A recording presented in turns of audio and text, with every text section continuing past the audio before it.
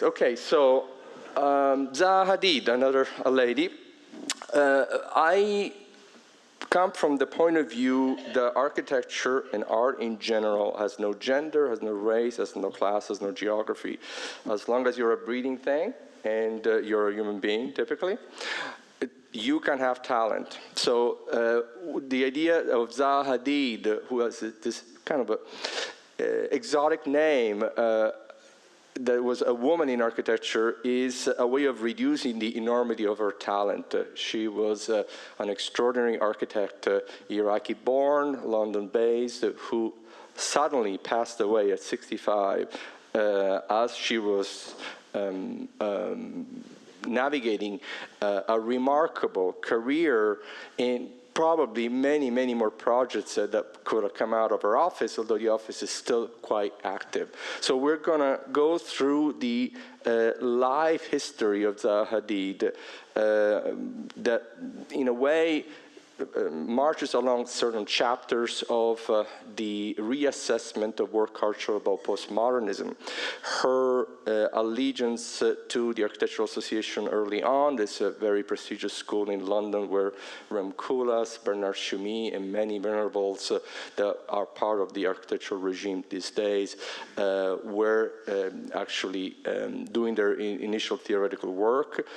Her relationship with the United States, she was first hailed as a solo architect in San Francisco. Believe it or not, the San Francisco Museum of Modern Art in 1997, 1998. There was a solo exhibit that at the time the curator Aaron Betsky put together, and that put Zaha Hadid on the map.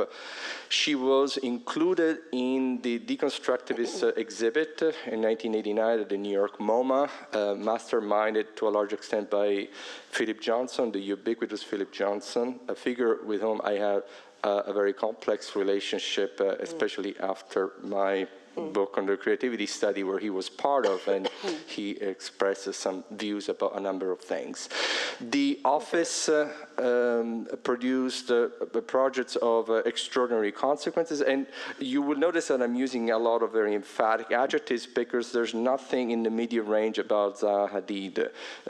She was, by all standards, a person out of the ordinary in the way she talked, in the way she dressed, and the way she positioned herself.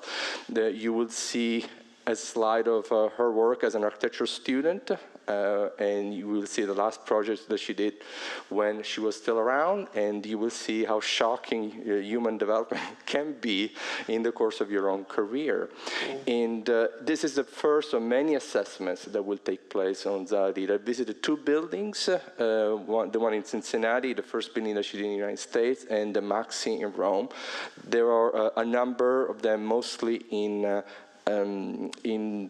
Europe and some in the Middle East. Thank you so much. Pierluigi, thank you.